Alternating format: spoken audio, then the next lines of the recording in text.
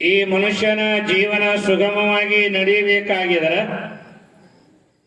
ಈ ಮನುಷ್ಯನ ಜೀವನ ಈ ದಡದಿಂದ ದಡಕ್ಕ ಮುಟ್ಟಬೇಕಾಗಿದರೆ ನಮಗೆ ಏನು ಬೇಕಾಗಿದಾವೆ ಅಂದ್ರೆ ಶರಣರ ಎರಡು ಮಾತುಗಳು ಬೇಕಾಗಿದಾವ.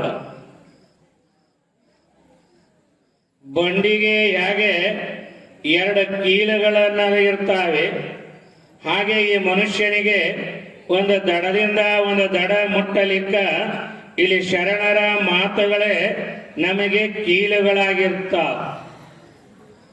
ಅಂತ ಶರಣರ ಮಾತುಗಳನ್ನ ಕೇಳಲಿಕ್ಕ ನಾಡಿನ ಮೂಲೆ ಮೂಲೆಯ ಜನಗಳ ಆಗಿನ ಕಾಲದೊಳಗ ಎಲ್ಲರೂ ಕಲ್ಯಾಣಕ್ಕೆ ಬರ್ತಾರೆ. ಕಲ್ಯಾಣಕ್ಕೆ ಈ ಬಂತನಾಳದ ಶ್ರೀಪೀಠ ಹೇಗಿದೆ ಅಂದ್ರ, ಬಂತನಾಳದ ಶ್ರೀಪೀಠದ ಪರಂಪರೆ ಅಪ್ಪಟ ಬಸವಾಭಿಮಾನಿಯ ಪರಂಪರೆಯ ಮಠ ಇದು. ಬಸವಣ್ಣನನ್ನೇ ಹಾಸಿಗಂಡ, ಬಸವಣ್ಣನನ್ನೇ ಹೊದ್ದು ಕಂಡ, ಬಸವಣ್ಣನನ್ನೇ ಉಸಿರಾಗಿ ಮಾಡಿಕೊಂಡವರು ಯಾರಾದ್ರಿದ್ರೆ ಅದು ಸಂಗನ ಬಸವ ಶಿವಯೋಗಿಗಳನ್ನ ನಾವು ಯಾವತ್ತೂ ಮರೆಯಲ್ಲ. ಯಾಕೆ ನಮಗೆ ಬಸವಣ್ಣ ಇಟ್ಟ ಅವಶ್ಯ ಆಗ್ಯಾನ? ಯಾಕೆ ಅಂದು ಇಂದು ಮುಂದ ನಮಗೆ ಬಸವಣ್ಣ ಬೇಕಾಗ್ತಾನೆ ಅಂದ್ರೆ ಆ ಬಸವಣ್ಣನ ವಿಚಾರಗಳು ಯಾವ ಕಾಲಕ್ಕೂ ಸತ್ಯದ ನೆಲಗಟ್ಟಿನ ಮೇಲೆ ಇರೋದನ್ನ ಕಾಣುತ್ತೀವಿ ನಾವು. ಬಸವಣ್ಣ ಏನನ್ನೋದನ್ನ ಬಹಳ ದೊಡ್ಡ ದೊಡ್ಡವ್ರ ಮಾತು ನೋಡೋದು ಬೇಡ. ನಮ್ಮ ಹಳ್ಳಿಗಾಡಿನ ಹೆಣ್ಣು ಮಗಳು ಬಸವಣ್ಣವರ ಬಗ್ಗೆ ಒಂದು ಮಾತು ಬರೀತಾಳ. ಮಲ್ಲಿಗೆ ಇರುವಾಗ ಮುಳ್ಳ್ಯಾಕ ಮುಡಿಯಿತ್ತಿ, ಮಲ್ಲಿಗೆ ಇರುವಾಗ ಮುಳ್ಳ್ಯಾಕ ಮುಡಿಯಿತ್ತಿ, ಕಲ್ಯಾಣದಾಗ ಬಸವಣ್ಣ ಇರುವಾಗ ಕಲ್ಲಿಗೆ ಯಾಕ ಕೈಯ ಮುಗಿಯಿತಿ ಅಂತ ಹೇಳಿದರು. ನೋಡಿ, ಇಡೀ ಬಸವಣ್ಣನ ಸಾರನ ಆ 3 ಲೈನದ ತ್ರಿಪದಿ ಒಳಗ ಆ ತಾಯಿ ಬಸವಣ್ಣ ಏನನ್ನೋದನ್ನ ಹೇಳ್ತಾಳ. ಅಂತ ಬಸವಣ್ಣನ ಪರಂಪರೆಯ ಈ ನೆಲದೊಳಗ ನಾವು ನಿಮಗೇನಾರ ಬಸವ ವಿಚಾರ ಹೇಳೋದಂದ್ರೆ ನೀವೆಲ್ಲ ನಮಗಿಂತಲೂ ಅರಗಿಸಿಕೊಂಡವ್ರ ಇದ್ದೀರಿ ಅನ್ನುವ ಭಾವನೆ ನಮಗಿದೆ. ಯಾಕೆ ಎಲ್ಲರೂ ಬಸವಣ್ಣ ಅಂತಿದರು? ಯಾಕೆ ಎಲ್ಲರೂ ಕಲ್ಯಾಣ ಅಂತಿದರು?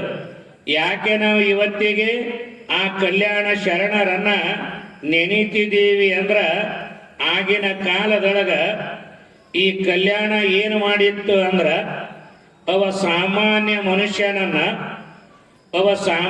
ಮನುಷ್ಯನನ್ನ ಈ ನಾಡಿನಾಗ ಅಸಾಮಾನ್ಯನಾಗಿರುವಂತ ಮನುಷ್ಯನನ್ನಾಗಿ ಯಾವ್ದಾದ್ರು ಮಾಡಿದ್ರ ಅದು ಕಲ್ಯಾಣ, ಬಸವ ಕಲ್ಯಾಣ. ನಾವು ನೆನಪಿಡಬೇಕು. ಅವ ಸಾಮಾನ್ಯನನ್ನ ಅಪ್ಪಿಕೊಂಡಿರುವಂತ ಧರ್ಮ. ನೋಡಿ, ಕಲ್ಯಾಣ ಏನು ಮಾಡಿದೆ? ಕಲ್ಯಾಣದೊಳಗ ಒಬ್ಬ ಸಂಬೋಳಿ ನಾಗ ಅಂತ ಬರ್ತಾನೆ. ಆ ಸಂಬೋಳಿ ನಾಗ ಕೆಳವರ್ಗದ ಮನುಷ್ಯ. ಆ ಸಂಬೋಳಿಯ ನಾಗ ಕಲ್ಯಾಣದೊಳಗ ಬಸವಣ್ಣನವರ ಪ್ರಭಾವಕ್ಕೆ ಒಳಗಾಗಿ ಆ ಸಂಬೋಳಿ ನಾಗನೋಗಿ ಶಿವನಾಗಿ ದೇವನಾಗಿ ಪರಿಣಮಿಸ್ತಾನ. ಬುಟ್ಟಿ ಹಣಿದು ಮಾರುವಂತ ಒಬ್ಬ ಸಾಮಾನ್ಯ ಮನುಷ್ಯ ಮೇದಾರ ಕೇತಯ್ಯನಾಗುತ್ತಾನೆ. ಡೋಣಿ ನಡೆಸುವಂತ ಒಬ್ಬ ಸಾಮಾನ್ಯ ಮನುಷ್ಯ ಅಂಬಿಗರ ಚೌಡಯ್ಯನಾಗುತ್ತಾನೆ. ಕ್ಷೌರ ಮಾಡುವಂತ ಒಬ್ಬ ಸಾಮಾನ್ಯ ಮನುಷ್ಯ ಹಡಪದ ಅಪ್ಪಣ್ಣನಾಗುತ್ತಾನೆ. ಬಟ್ಟೆ ತೊಳೆಯುವಂತ ಸಾಮಾನ್ಯ ಮನುಷ್ಯ ಮಡಿವಾಳ ಮಾಚಯ್ಯನಾಗುತ್ತಾನೆ. ಹಗ್ಗ ವಶದ ಮಾರುವಂತ ಸಾಮಾನ್ಯ ಮನುಷ್ಯ ನೂಲಿಯ ಚಂದಯ್ಯನಾಗುತ್ತಾನೆ. ಕಸ ಗೂಡಿಸುವಂತ ಸಾಮಾನ್ಯ ಹೆಣ್ಣು ಮಗಳು ಸತ್ಯಕ್ಕಳಾಗುತ್ತಾಳೆ. ಭತ್ತ ಕುಟ್ಟುವಂತ ಸಾಮಾನ್ಯ ಹೆಣ್ಣು ಮಗಳು ಸೋಮವ್ಯೆಯಾಗುತ್ತಾಳೆ. ಚಪ್ಪಲ ಒಲಿದು ಮಾರುವಂತ ಸಾಮಾನ್ಯ ಮನುಷ್ಯ ಮಾದಾರ ಧೂಳಯ್ಯನಾಗುತ್ತಾನೆ. ಕಟ್ಟಿಗೆ ಮಾರುವಂತ ಮನುಷ್ಯ ಮೌಳಿಗೆಯ ಮಾರಯ್ಯನಾಗುತ್ತಾನೆ. ಕಲ್ಯಾಣ ಮಾಡಿದ ಕೆಲಸ ಇದು ಕಲ್ಯಾಣ. ಇಂಥ ಕಲ್ಯಾಣಕ್ಕ ಆಗಿನ ಕಾಲದೊಳಗ ನಾಡಿನ ಮೂಲೆ ಮೂಲೆಗಳ ಜನಗಳು ಬರ್ತಾರೆ ನೋಡಿ. ಆಗಿನ ಕಾಲದೊಳಗ ಅಫಘಾನಿಸ್ತಾನದಿಂದ ಮರುಳು ಶಂಕರ ದೇವರನ್ನವರು ಬರ್ತಾರೆ. ಕಾಶ್ಮೀರ ದೇಶದಿಂದ ಮಹಾದೇವ ಭೂಪಾಲನ ಬಂದ ಮೌಳಿಗೆಯ ಮಾರಯ್ಯನಾಗುತ್ತಾನೆ ನೋಡಿ. ಕಾಶ್ಮೀರ ದೇಶದಿಂದ ಬಂದಾರೆ, ಅಫಘಾನಿಸ್ತಾನದಿಂದ ಬಂದಾರೆ. ಇವರು ಎಲ್ಲರೂ ಬರ್ತಾರೆ ಅಂದ್ರ ಅಲ್ಲಿ ಏನರ ಸತ್ಯ ಇರಬೇಕಲ್ಲ. ಈಗ ನೀವೆಲ್ಲ ಈ ನೆಲದಾಗ ಬಂದೀರಿ ಅಂದ್ರ ಈ ನೆಲದ ಗುಣಧರ್ಮ ಏನದ? ಎಲ್ಲರನ್ನ ಪ್ರೀತಿಸುವ ಗುಣ ಅದ, ಎಲ್ಲರಿಗೆ ನನ್ನವರನ್ನುವ ಗುಣ ಅದ ಅಂತ ಈ ನೆಲದಾಗ ಇಲ್ಲಿ ಬಂದು ಕುಂದಿರ್ತಿ. ಇಲ್ಲದೆ ಹೋದ್ರೆ ನಮಗ ಆ ಕಾರ್ಯಗಳು ಆಗ್ತಾ ಇರಲಿಲ್ಲ ನೋಡಿ. ಹೀಗೆ ಕಾಶ್ಮೀರದಿಂದ ಅಫಘಾನಿಸ್ತಾನದಿಂದ ಬರುವ ಹಾಗೆ ಇಲ್ಲಿ ನಮ್ಮ ಬಿಜಾಪುರ ಜಿಲ್ಲೆಯಿಂದ ಬಹಳ ಜನ ಹೋಗಿ ಶರಣರಾಗ್ಯಾರ. ಅವ್ರ ಹೆಸರು ನೀವೆಲ್ಲ ಕೇಳಿರಿ. ಇಲ್ಲಿ ಶಿವಣಿಗೆಯೊಳಗ ನೂಲಿಯ ಚಂದಯ್ಯಾಗಿ ಹೋಗ್ತಾನೆ.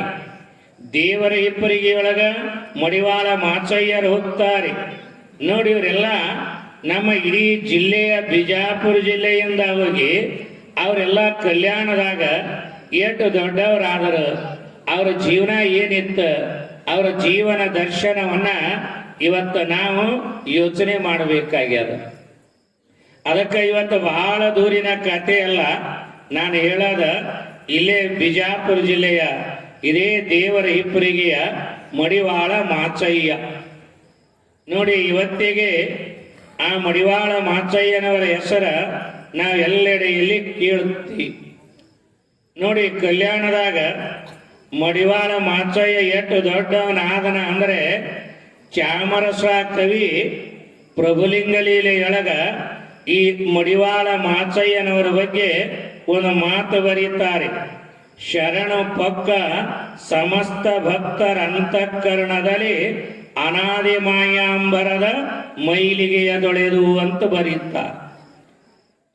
ಚಾಮರಸ ಕವಿ ಪ್ರಭುಲಿಂಗ ಲೀಲೆಯೊಳಗ ಈ ಮಡಿವಾಳ ಮಾಚಯ್ಯನ ಬಗ್ಗೆ ಬರೀತಾರ ಅಂದ್ರ ಮಡಿವಾಳ ಮಾಚಯ್ಯನವರ ಬಹಳ ದೊಡ್ಡವರು ಅನ್ನೋದನ್ನ ಇವತ್ತಿನ ಈ ಕಥೆಯೊಳಗ ಕಾಣಬೇಕಾಗ್ಯದ ನೋಡಿ. ಅವನ ಹುಟ್ಟೂರು ಇದೆ ದೇವರ ಹಿಪ್ಪರಿಗಿ.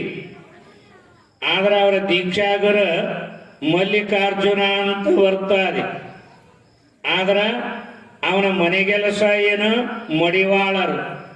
ಅವನ ಮನೆಗೆಲಸ ಮಡಿವಾಳರ ಬಟ್ಟೆಗಳನ್ನ ತೊಳೆಯೋದು.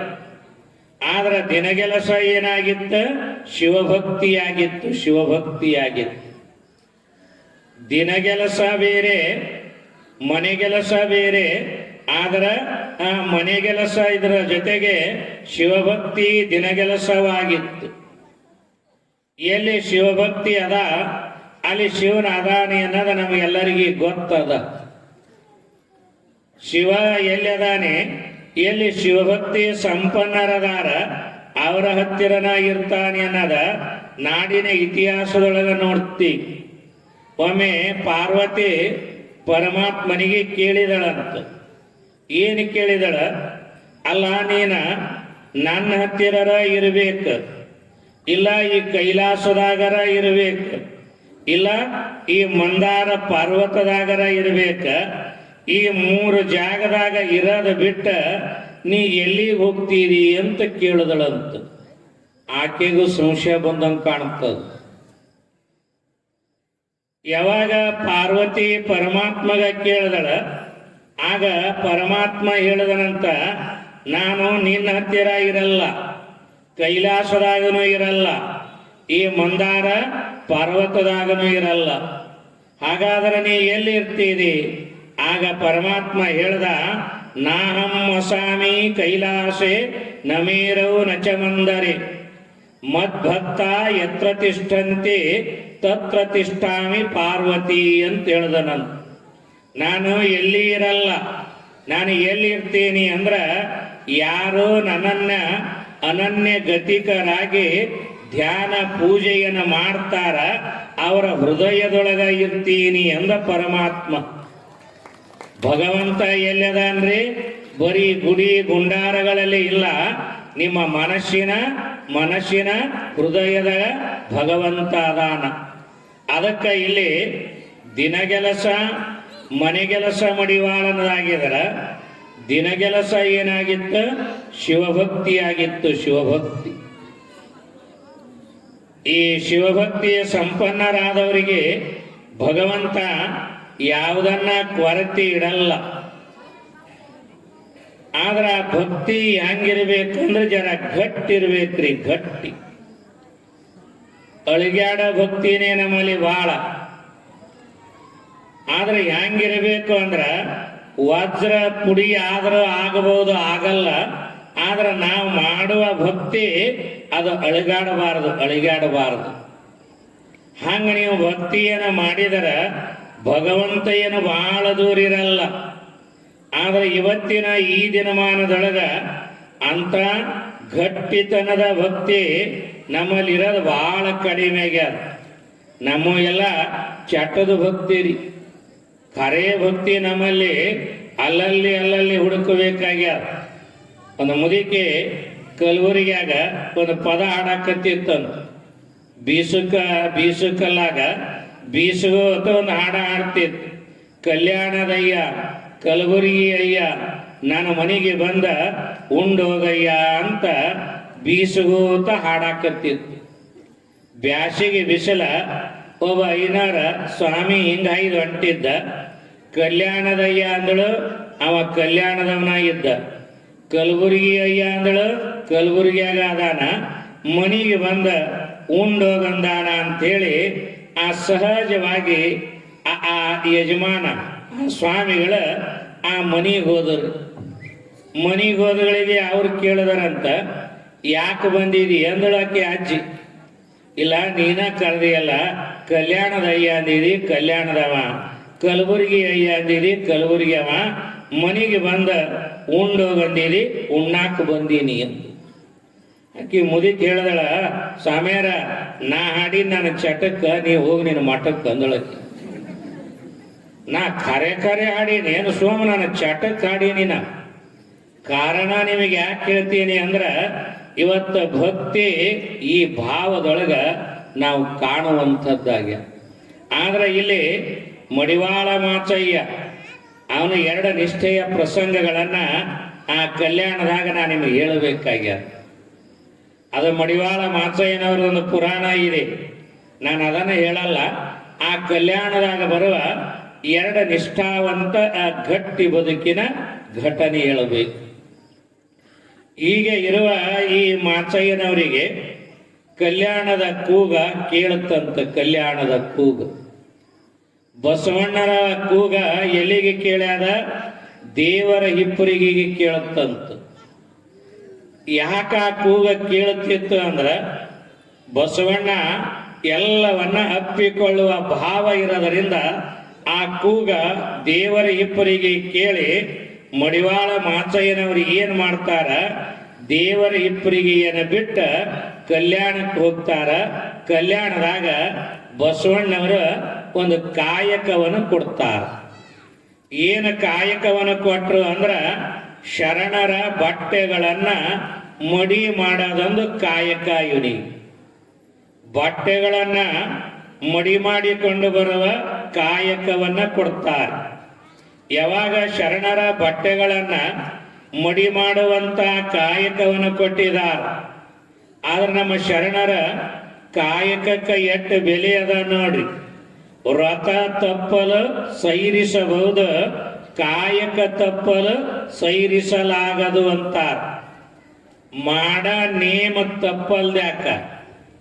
ಮಾಡ ನೇಮ ತಪ್ಪಿದರ ಅದಕ್ಕೆ ಮಾಪಿ ಅದ ಅಂತಾರ ಅವ್ರು. ಆದ್ರೆ ಮಾಡ ಕಾಯಕ ತಪ್ಪಿದರ ಅದಕ್ಕೆ ಮಾಪಿ ಇಲ್ಲಂತ. ನೀ ಏನು ಕಾಯಕ ಅದ, ಏನು ಕೆಲಸ ಅದ, ಸತ್ಯ ಶುದ್ಧ ಪ್ರಾಮಾಣಿಕವಾದ ಕಾಯಕವನ್ನು ಮಾಡಬೇಕು. ಕಾಯಕ ಮಾಡಲಾರದ ಯಾರು ಬದುಕಬಾರದಂತ. ಜೇವರಿಗೆಯ ಷಣ್ಮುಖ ಶಿವಿಗಳ ಹೆಸರು ಕೇಳಿ.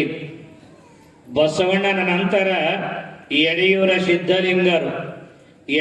ಸಿದ್ಧಲಿಂಗರ ನಂತರ ಇಡೀ ಬಸವಾಭಿಮಾನಿಯಾಗಿ ವಚನಗಳ ರಚನೆಯನ್ನು ಮಾಡಿದವರ ಜೇವರಿಗೆಯ ಷಣ್ಮುಖ ಶಿವಯೋಗಿಗಳು. ನೋಡ್ರಿ, ಆ ಷಣ್ಮುಖ ಶಿವಯೋಗಿಗಳ ಮಠದಾಗ ಒಂದು ಗೂಳಿ ಇತ್ತಂತ. ಆ ಗೂಳಿ ದಿನ ಮಠದಾಗ ಮೇಯ್ತಿತ್ತ, ಆರಾಮಾಗಿ ಇರ್ತಿತ್ತು. ಆಗ ಷಣ್ಮುಖ ಶಿವಯೋಗಿಗಳು ಹೇಳಿದರಂತ, ಅಲ್ಲಪ್ಪ, ಎಲ್ಲರೂ ಮಠದಾಗ ಕಾಯಕ ಮಾಡಿ ಉಣ್ತಾರ, ನೀರೇ ಹಂಗ ಉಣ್ತೀರಿ, ನೀನು ಒಂದು ಕಾಯಕ ಮಾಡು ಅಂದ್ರಂತ ಗೂಳಿ. ಅದಕ್ಕೆ ಏನು ಕಾಯಕ ಕೊಟ್ರು ಅಂದ್ರ, ಶಿವಭಕ್ತರ ಮನೆಗಳಿಗೆ ಹೋಗಿ ಕಂತಿ ಭಿಕ್ಷೆ ಮಾಡ ಕಾಯಕ ಕೊಟ್ರಂತ. ಅದರ ಕೋಡಿಗೆ ಕಾವಿಯ ಜೋಳಿಗೆಯನ್ನು ಹಾಕ್ತಿದರಂತ. ಆ ಕಾವಿ ಜೋಳಿಗೆ ಹೈಕೊಂಡ ಎಲ್ಲರ ಮನೆಗಳಿಗೆ ಹೋಗಿ ಕಂತಿ ಭಿಕ್ಷೆಯನ್ನು ಮಾಡಿ ತಂದ ಮಠಕ್ಕ ಅರ್ಪಣ ಮಾಡ್ತಿತ್ತ. ಮುಂದೊಂದು ದಿನ ಆ ಗೂಳಿ ಜೀವ ಬಿಟ್ಟರ ಅದ ಷಣ್ಮುಖ ಶಿವಯೋಗಿಗಳ ಗದ್ದಿಗೆಯ ಮಗ್ಗಲನ ಆ ಗೂಳಿಯ ಗದ್ದಿಗೆ ಮಾಡ್ತಾರ. ಇವತ್ತು ಗೂಳಿ ಗದ್ದಿಗೆ ಅಂತ ನೋಡಾಕ ಸಿಗುತ್ತದ. ನಾವು ಕಾಯಕ ಕಾಯಕ ಕಾಯಕ ಎಲ್ಲಿ ಅದಾವ್ರಿ ಇವ ಕಾಯಕದ ಧರ್ಮ? ನಮಗ ಕಾಯಕದ ಬದುಕುಗಳು ಒಂದೆರಡು ಹುಡುಗರು ಹಿಂಗೆ ಊರಿಗೆ ಹೊಂಟಿದ್ದು ಅಂತ. ನಮಗೆಲ್ಲಿ ಅದಾವ್ರಿ ಬರೀ ಆಲಸ್ಯ, ಬರೀ ಕಾಯಕದ ಕಲ್ಪನೆಗಳೇ ನಮಗಿಲ್ಲ. ಹಿಂಗ ಬ್ಯಾಸಿಗ್ಯಾಗ ನಡೆದು ಹೊಂಟಾರ. ಭಾಳ ಬಿಸಿಲತ್ತ ಒಂದು ಹೊಲದಾಗ ಮಾವಿನ ಗಿಡದ ಕೆಳಗೆ ಕೂತ್ಕೊಂಡು ಜರ ಏನು ಗಿಡದ ಕೆಳಗೆ ಕೂತ್ಕೊಂಡ್ರ ಅಲ್ಲೇ ಮಲಗದ್ರು. ಯಾವಾಗ ಮಲಗ್ಯಾರ ಜರ ನಿದ್ರೆ ಹತ್ತಿ ಇಬ್ಬರಿಗೆ ಎಚ್ಚರ ಆಯ್ತು. ಎಚ್ಚರ ಆದ್ಮೇಲೆ ಮಾತಾಡಕತ್ತು. ಆ ಮಾವಿನ ಗಿಡದ ಕೆಳಗೇನ ಮಲ್ಕೊಂಡಿದಾರ. ಆ ಮಾವಿನ ಗಿಡದನ ಕಾಯಿ ಹಿಂಗ ಕೈ ಮಾಡಿದ್ರ ಮಲ್ಕೊಂಡಲ್ಲೇ ಕೈ ಮಾಡಿದ್ರೆ ನೆಲಕ್ತಿದ್ದು ಅಂತ. ಎದ್ದಲ್ಲ ನಾ ಹೇಳೋದ, ಮಲ್ಕೊಂಡಲ್ಲೇ ಕೈ ಮಾಡಿದ್ರೆ ನೆಲಕ್ತ. ಒಬ್ಬ ಗೆಳೆಯ ಇನ್ನೊಬ್ಬ ಗೆಳೆಯ ಹೇಳ್ದ, ನಾನು ಏನ್ ಹೇಳ್ದ, ಅಲ್ಲೇನ ನನ್ನ ಮುಖದ ಮ್ಯಾಲ ಮಾವಿನ ಕಾಯಿ ಹಣ್ಣಿನ ಅಳಿಗಾಡಕತ್ತೆ, ಅದೆಲ್ಲ ಹರಿದು ಬಾಯಾಗಿಡು ಅಂದನಂತವ. ಅವ ಮಗ್ಗಲಿದ್ದ ಹೇಳ್ದ, ಎಣ್ಣ ನಾಯಲ್ಲಿ ನಿನಗ ಮಾವಿನ ಹಣ್ಣು ಹರಿದ ಬಾಯಾಗಿಡ್ಲಿ, ಅರ್ಧ ಗಂಟೆ ಆಯ್ತು ನಾಯಿ ನನ್ನ ಕಾಲ್ ಲೆಕ್ಕತ್ತೆ, ಅದ ಹಳಿಯನ್ನಕ್ಕಾಗಿಲ್ಲ ಅಂದವ. ಇವ್ರಿಗೇನಾರ ಕಾಯಕ ಹೇಳ್ತೀರಿ? ಕಾಯಕ ನಮ್ಮ ಶರಣರ ವ್ರತ ತಪ್ಪಲು ಸೈರಿಸಬಹುದ, ಕಾಯಕ ತಪ್ಪಲು ಸೈರಿಸಲಾಗದು. ಸೋಮಾರಿ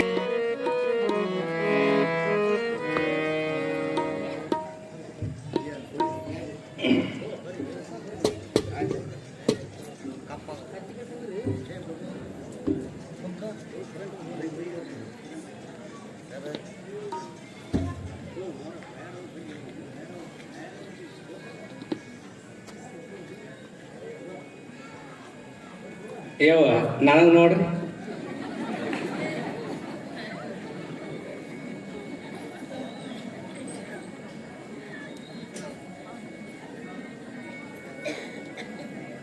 ಎಲ್ಲಿ ಬಂದಿತ್ತು ಸಾಧು ಮಹಾರಾಜ?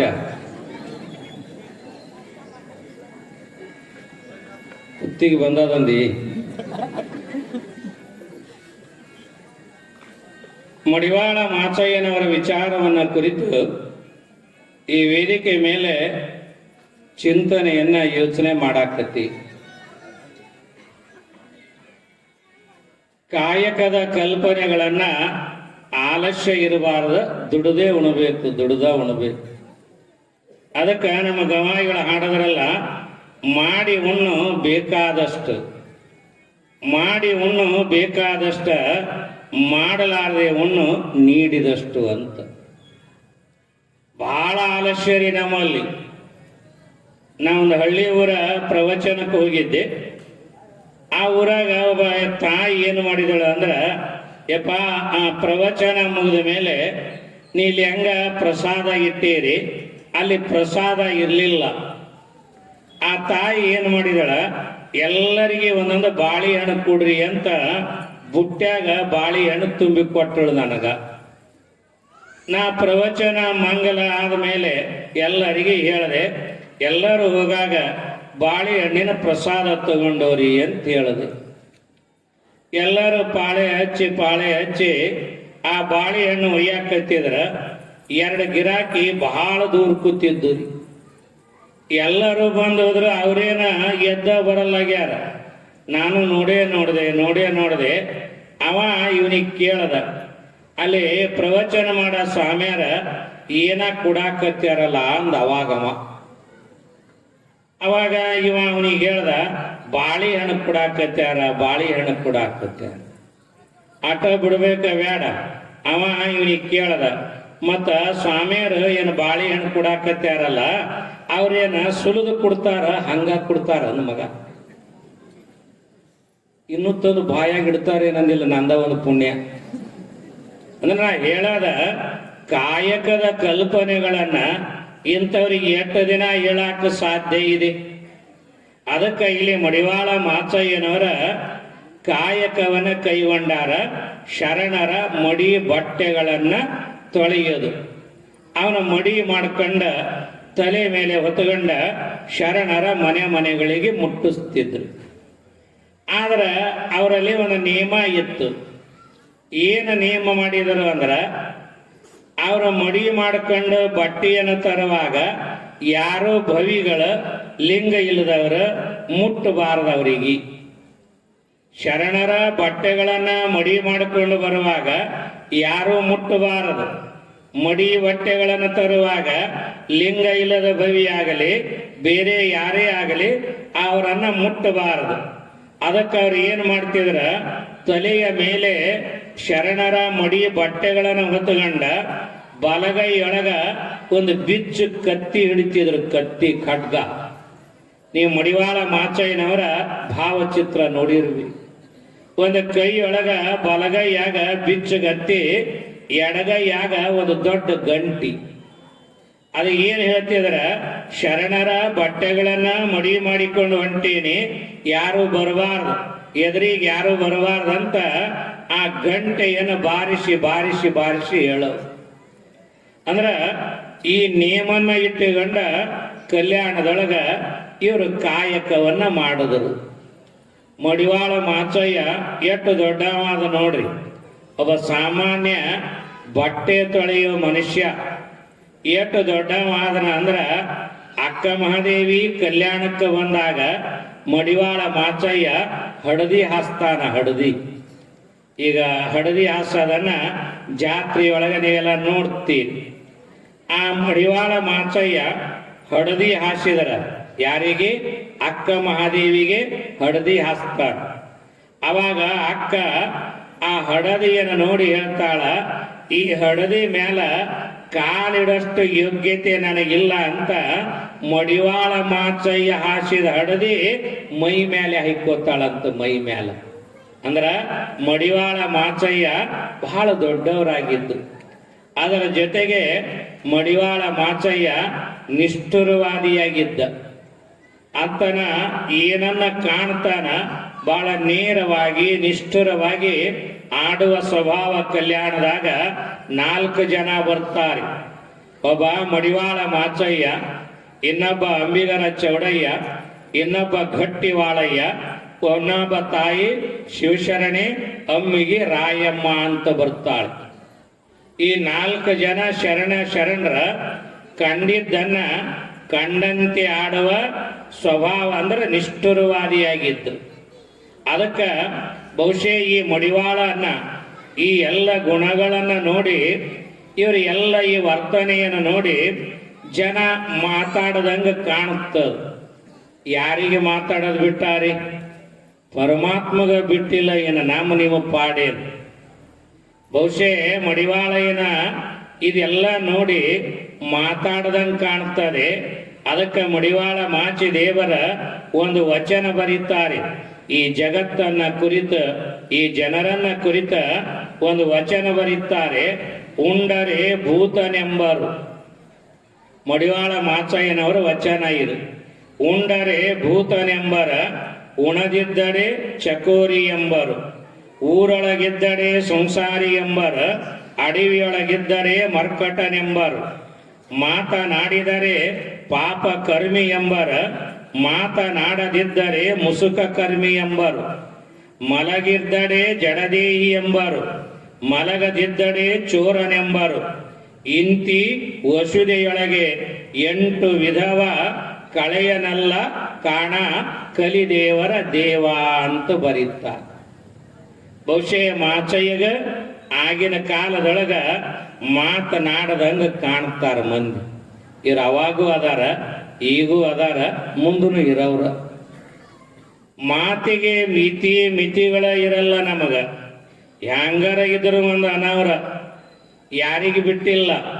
ನೀವು ಸೀದಾ ನಡೆದ್ರು ಒಂದಂತಾರ, ಡೊಂಕ ನಡೆದ್ರು ಒಂದಂತಾರೆ. ಈಗ ತಂದೆ ಮಗ ಒಂದು ಕುದುರೆ ತೊಗೊಂಡು ಹೊಂಟಿದ್ರು. ಆ ಕುದುರೆ ಮ್ಯಾಲ ತಂದೆ ಮಗ ಕುಂತಿದ್ರ, ಕುದುರೆ ಹೊಂಟಿತ್ತು.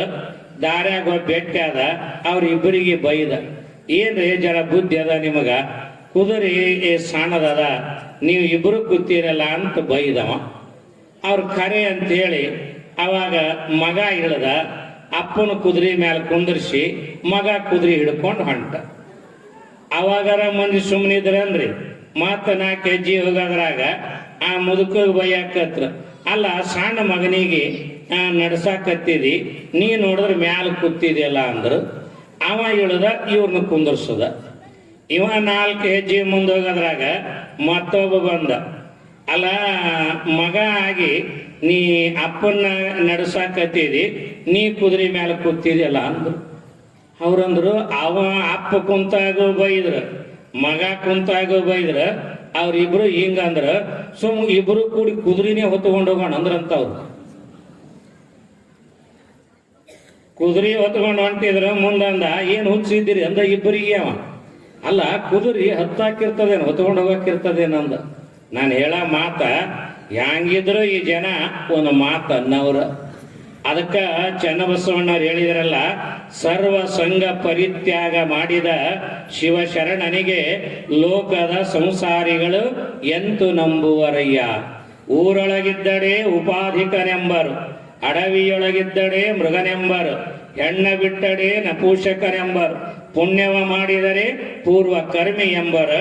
ಜ್ಞಾನ ಮಾತನಾಡಿದರೆ ಜ್ಞಾನಿಗೆ ಕೈಯ ಮಾತನೆಂಬರು. ಹೇಗಿದ್ರೂ ಈ ಜಗತ್ತಿನ್ಯಾಗ ಒಂದು ಮಾತು ಇರದಿ. ಅದಕ್ಕೆ ಮಡಿವಾಳ ಮಾಚಯ್ಯಗ ಅಲ್ಲಿಯ ಜನಗಳ ಆಡದ್ದನ್ನು ಕೇಳಿ ಇದನ್ನ ಕಾರಣದ ಈ ವಚನಗಳನ್ನು ಬರೆದಿರ್ಬೇಕು. ಅವನ ವಚನಗಳು ಬಹಳ ಚಲೋ ಅದಾವ್ರಿ. ಎಂತೆಂಥ ವಚನಗಳನ್ನು ಬರೆದಾನೆ. ಇವತ್ತು ನೋಡಿ ಅವನ ವಚನಗಳನ್ನ ನಮಗೆ ಸರಳವಾಗಿ ತಿಳಿಯುವ ಹಾಗೆ ಅದಾವ. ಇನ್ನೊಂದು ಕಡೆ ಮಾಚಯ್ಯನವರು ಬರೀತಾರೆ, ವಾಯುಗುಣವ ಸರ್ಪ ಬಲ್ಲದು, ಮಧುರ ಗುಣವ ಇರುವೆ ಬಲ್ಲದು, ಗೋತ್ರ ಗುಣವ ಕಾಗೆ ಬಲ್ಲದು, ವೇಳೆಯ ಗುಣವ ಕೋಳಿ ಬಲ್ಲದ. ಇದು ಕಾರಣ ಮನುಷ್ಯ ಜನ್ಮದಲ್ಲಿ ಬಂದ ಶಿವಜ್ಞಾನವನ್ನು ಅರಿಯದಿದ್ದಡೆ ಆ ಕಾಗೆ ಕೋಳಿಗಳಿಗಿಂತ ಕರಕಷ್ಟ ಕಾಣ ಕಲಿದೇವರ ದೇವ. ಕಲಿಸ್ಬೇಕು ನಮ್ಮ ಮಕ್ಕಳಿಗೆ ಈ ವಚನಗಳನ್ನು ಹೇಳ್ರಿ. ಇಂಥ ವಚನಗಳನ್ನು, ಶರಣರ ಮಾತುಗಳನ್ನು ಸಣ್ಣ ಇರುವಾಗಲೇ ನಮ್ಮ ಮಕ್ಕಳಿಗೆ ಕಲಿಸ್ಬೇಕು. ನಾನು ನಮ್ಮ ಮಠದಾಗ ಒಂದು ಸಾಲಿ ತೆಗೆದೀನಿ. ಒಂದು ಶಾಲ್ಯಾಗ ಹುಡುಗ ಕೇಳದೆ, ನಿಮ್ಮ ಮನ್ಯಾಗ ಏನು ಕಲಿಸ್ಯಾರ?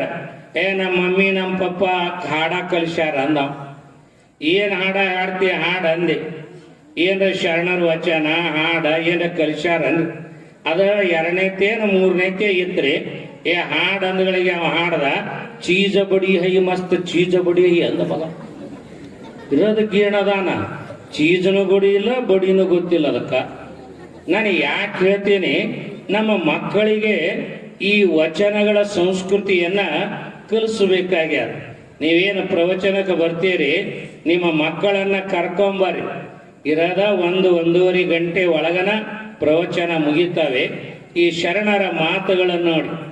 ವಾಯುಗುಣ ಸರ್ಪ ಬಲ್ಲದು, ಮಧುರ ಗುಣ ಇರುವೆ ಬಲ್ಲದು, ಗೋತ್ರದ ಗುಣ ಕಾಗೆ ಬಲ್ಲದ, ವೇಳೆಯ ಗುಣ ಕೋಳಿ ಬಲ್ಲದ. ಇವಕ್ಕ ಭಗವಂತ ಒಂದೊಂದು ಗುಣ ಕೊಟ್ಟಾನ.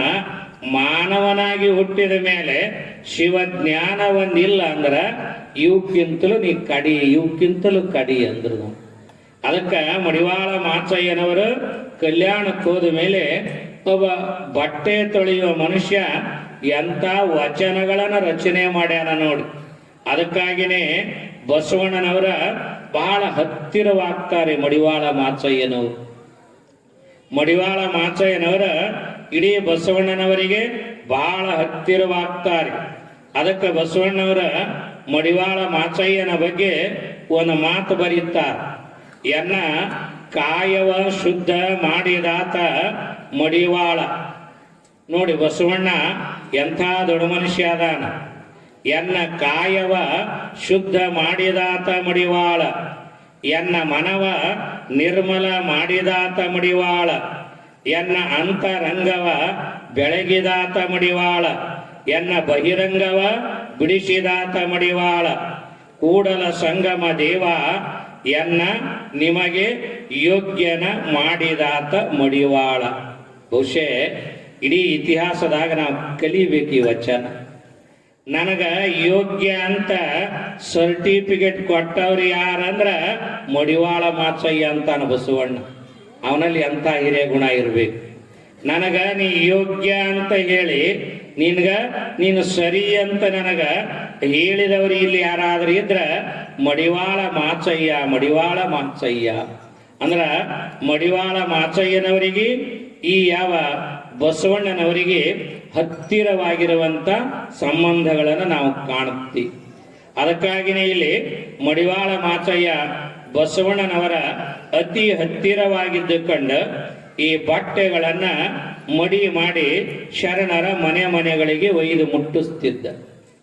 ಅವ ಬರೀ ಹೊರಗಿನ ಬಟ್ಟೆ ತೊಳೆಯುವುದ್ರ ಜೊತೆಗೆ ಒಳಗಿನ ಬಟ್ಟೆನೂ ಜರ ತೊಳೆಯುತ್ತಿದ್ದನ ಅಂತ ಅನಿಸ್ತದೆ.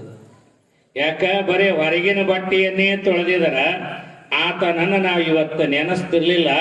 ಇದರ ಜೊತೆಗೆ ಶರಣರ ಮನದ ಮೈಲಿಗೆಯನ್ನು ತೊಳೆಯುವಂತ ಹಲವಾರು ಕಾರ್ಯಗಳನ್ನ ಇಲ್ಲಿ ಮಡಿವಾಳ ಮಾಚಯ್ಯನವರು ಮಾಡ್ಯಾರ. ಯಾಕ ಇವತ್ತು ನಾವು ಏನು ಮಾಡಬೇಕಾಗ್ಯದ, ಹೊರಗಿನದ ಜೊತೆಗೆ ಇವತ್ತು ಒಳಗಿಂದು ತೊಳ್ಕೊಳ್ಳೋ ಕೆಲಸ ನಡಿಬೇಕು. ಆ ಮಡಿವಾಳ ಮಾಚಯ್ಯನವರು ಶರಣರ ಬಟ್ಟೆಗಳನ್ನ ಮಡಿ ಮಾಡುವ ಈ ಕಾಯಕದಾಗಿರ್ಬೇಕಾದ್ರೆ ಇವತ್ತಿಗೆ ನಮಗ ಕಲ್ಯಾಣದೊಳಗ ಮಡಿವಾಳರ ಗುಂಡ ಅಂತ ನೋಡ್ಲಿಕ್ಕೆ ಸಿಗುತ್ತದೆ. ಅಂದ್ರ ಇವರೆಲ್ಲ ಕಾಯಕ ಮಾಡಿದ ಗುರುಗಳು ಇವತ್ತಿಗೂ ಅಲ್ಲಿ ಕಾಣ್ತಾ ಇದ್ದೀವಿ. ಅಂತ ಮಡಿವಾಳ ಮಾಚಯ್ಯನವರ ಅವರ ನೇಮ ಏನಾಗ್ಯದ, ಯಾರು ಮುಟ್ಟಬಾರದು, ಯಾರು ಭವಿಗಳು ಇವುಗಳನ್ನು ನೋಡಬಾರದು, ಯಾರು ಲಿಂಗ ಇಲ್ಲದವರು ಶರಣರ ಈ ಮಡಿ ಬಟ್ಟೆಗಳನ್ನ ಮುಟ್ಟಬಾರದು, ನೋಡಬಾರದು ಅನ್ನುವ ಗಟ್ಟಿಯಾಗಿರುವಂತ ನಿಯಮ ಇಟ್ಟುಕೊಂಡ. ನಿಯಮ ಬಹಳ ಗಟ್ಟಿಯಾಗಿದ್ರೆ ದೇವ್ರಿಗೆ ಹೆಂಗಾರ ಅನುಕೂಲ ಮಾಡ್ತಾನಂತ. ನೀವು ಬೀಳೂರಿನ ಗುರುಬಸವ ಸ್ವಾಮಿಗಳ ಹೆಸರು ಕೇಳಿ. ಅವರ ಸಮಕಾಲೀನರಾಗಿರುವ ಅಥಣಿಯ ಮುರುಗೇಂದ್ರ ಅಪ್ಪಗಳು ಒಬ್ಬರು ರಾಜಯೋಗಿಗಳ, ಒಬ್ಬರು ಶಿವಯೋಗಿಗಳು. ಬೀಳೂರ ಅಪ್ಪಗಳು ರಾಜಯೋಗಿಗಳು, ಅಥಣಿ ಶಿವಯೋಗಿಗಳ. ಇವರಿಬ್ಬರು ಕೂಡಿ ಬೆಳಗಾವಿ ಜಿಲ್ಲಾ ಒಂದು ಹಳ್ಳಿ ಸದಲಗ ಅಂತ ಬರ್ತದ. ಆ ಹಳ್ಳಿ ಒಳಗ ಇಬ್ರು ಇದ್ದರು. ಒಂದು ಮನೆಯೊಳಗ ಇಬ್ಬರು ಶಿವಯೋಗಿಗಳು ಇರಬೇಕಾದ್ರ ಮುಂಜಾನೆ ಎದ್ದ ಈ ಬೀಳೂರಪ್ಪಗಳು ಏನ್ ಮಾಡ್ತಿದ್ರ, ಎಲ್ಲಾ ಭಕ್ತರ ಮನೆಗಳಿಗೆ ಹೋಗಿ ಎಲ್ಲರಿಗೆ ಭೇಟಿ ಕೊಡಾಕ್ ಹೋಗವ್ರು. ಆದ್ರೆ ಅಥಣಿ ಅಪ್ಪವ್ರು ಹೆಂಗಂದ್ರೆ ಒಂದೇ ಕಡೆ ಇದ್ದ ಮೂರು ವೇಳೆ ಲಿಂಗ ಪೂಜೆಯನ್ನು ತಪ್ಪಿಸಲಾರದ ಪೂಜಾ ಮಾಡೋರು ಅವ್ರ ನಿಯಮ. ಹೀಗಿರ್ಬೇಕಾದ್ರ ಬೆಳಗ್ಗೆ ಬೀಳೂರು ಸ್ವಾಮಿಗಳು ಹೊರಟ್ರು. ಹೋಗುವಾಗ ಅಥಣಿ ಅಪ್ಪವ್ರು ಅಂದ್ರಂತ, ಬೀಳೂರಪ್ಪ ನೀವು ಹೊರಗೆ ಹೋದಿ ಅಂದ್ರ ಸಮಯನೇ ಗೊತ್ತಿರಲ್ಲ, ಬೇಗ ಬರ್ರಿ, ಮಧ್ಯಾಹ್ನ ಪೂಜಾಕ ವೇಳೆ ಆಗಬಾರದು, ಮಧ್ಯಾಹ್ನ ಪೂಜಾಕ ಲೇಟ್ ಆಗಬಾರ್ದ, ಬೇಗ ಬರ್ರಿ ಅಂತ ಹೇಳಿದ್ರ ಬೀಳೂರಪ್ಪಗಳ ಹ್ಞೂ ಅಂದ್ರ ಹೋಗಿಬಿಟ್ರು. ಎಲ್ಲ ಭಕ್ತರಿಗೆ ಭೇಟಿಯಾಗಿ ಇನ್ನೇನ ಬರ್ಬೇಕನ್ನೋದ್ರಾಗ ಒಂದು ದಾರಿ ಒಳಗ ಒಂದು ಹುಡುಗನಿಗೆ ಬ್ರಹ್ಮ ಪಿಶಾಚಿ ಬಡದಿತ್ತು. ಆ ಬ್ರಹ್ಮ ಪಿಶಾಚಿ ಬಡ್ಕೊಂಡು ಹುಡುಗ ಒಂದೇ ಸಮನೆ ಕುಣಿತಿತ್ತ. ಆ ಹುಡುಗಗ ಒಂದು 10 ಮಂದಿ ಹಿಡಿದಿದ್ರ. ಆ ಪ್ರಸಂಗದೊಳಗ ಬೀಳೋರಪ್ಪಗಳು ಸುಮ್ ಬರ್ಲಿಲ್ಲ. ಆ ಬ್ರಹ್ಮ ಪಿಶಾಚಿ ಬಡದು ಹುಡುಗನ ಕಡೆ ಹೋಗಿ ಆ ತಲೆ ಮೇಲೆ ಕೈ ಇಟ್ಟ, ಮೈ ಮೇಲೆ ಕೈ ಆಡಿಸಿ ಆ ಬ್ರಹ್ಮ ಪಿಶಾಚಿಗೆ ನೀ ಹೋಗು ಅಂತ ಹೇಳಿದ್ರು.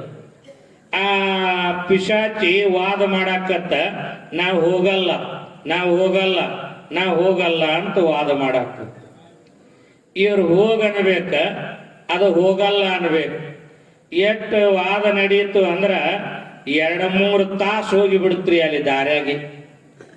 2-3 ತಾಸ ಇವ್ರು ಹೋಗನ್ಬೇಕ, ಅದು ಬ್ರಹ್ಮ ಪಿಶಾಚಿ ಹೋಗಲ್ಲ ಅನ್ಬೇಕು. ಕೊನೆಗೆ ಆ ಬ್ರಹ್ಮ ಪಿಶಾಚಿ ಹೇಳ್ತಂತ, ಸ್ವಾಮಿ ಇನ್ನು ನೀ ನಾ ಹೋಗ್ತೀನಿ ಅಂತ ಹೇಳ್ತಂತ.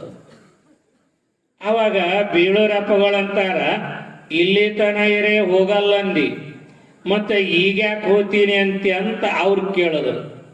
ಆಗ ಆ ಹುಡುಗನ ಬಾಯಾಗ, ಆ ಬ್ರಹ್ಮ ಪಿಶಾಚಿ ಹುಡುಗನ ಬಾಯಾಗ ಒಂದೇ ಒಂದು ಮಾತು ಬತ್ತಂತ, ನಾ ಯಾಕೆ ಹೋಗ್ತೀನಿ ಅನ್ನಕತ್ತೀನಿ ಅಂದ್ರ ನಿನ್ನ ಸಲುವಾಗಿ ಅಲ್ಲಿ ಶಿವಯೋಗಿ ಪೂಜಾ ಮಾಡೋದ ಬಿಟ್ಟು ಕುಂತಾರ, ಅವ್ರ ಪೂಜಾ ಮಾಡ ನೇಮ ತಪ್ಪಬಾರ್ದು ಅಂತ ನಾ ಹೋಗಾಕತ್ತೀನಿ ಅಂತದು.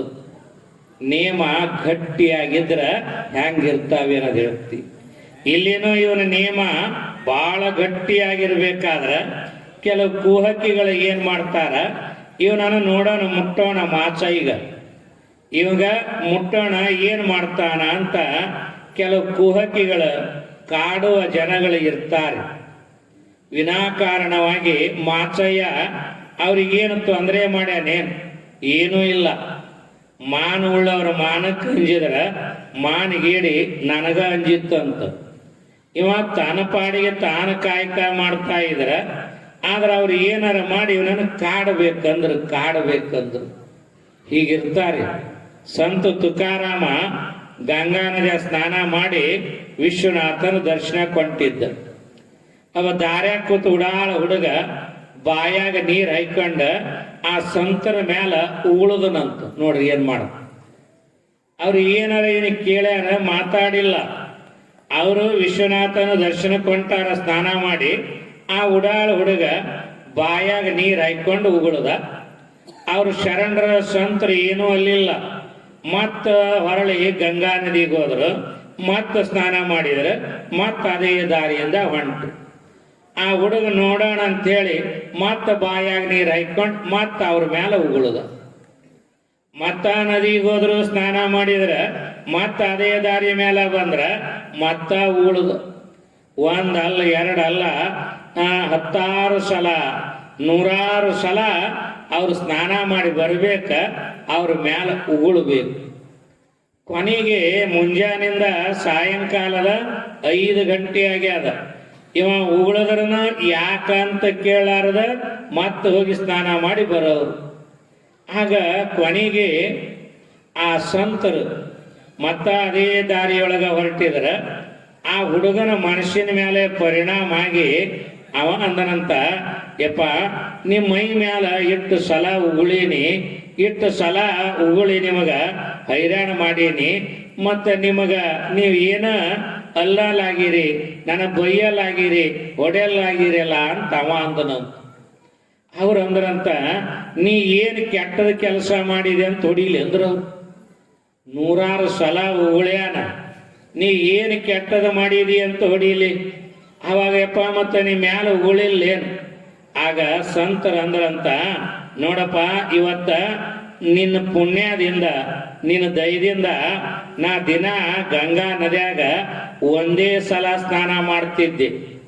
ಇವತ್ತು ನಿನ್ನ ದಯೆಯಿಂದ ಗಂಗಾ ನದಿಯಾಗ 108 ಸಲ ಮಾಡೀನಿ.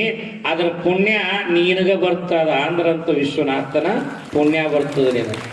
ಹೇಳುವ ಮಾತು ಅಂದ್ರ ವಿನಾಕಾರಣ ಹೈರಾಣ ಮಾಡೋರು, ವಿನಾಕಾರಣ ತೊಂದರೆ ಮಾಡೋರ ಇಲ್ಲಿನೂ ಮಡಿವಾಳ ಮಾಚಯ್ಯನವ್ರಿಗೆ ಏನ್ ಮಾಡ್ತಾರ, ಮುಟ್ಟಬ್ಯಾಡ್ರಿ ಅಂದ. ಕೈಯನ ಗಂಟಿ ಬಾರಿಸದ, ಕೈಯನ ಖಡ್ಗ ತೋರಿಸದ, ಯಾವ್ದ್ರೂ ಕೇಳಲಿಲ್ಲ. ಕೇಳದ ಇರುವಾಗ ಆ ಕುಹಕಿಗಳು ಬಂದ, ಕೆಟ್ಟ ಮನುಷ್ಯರು ಬಂದ ಮಡಿವಾಳ ಮಾಚಯ್ಯನಿಗೆ ಮುಟ್ಟುದ್ರಿ.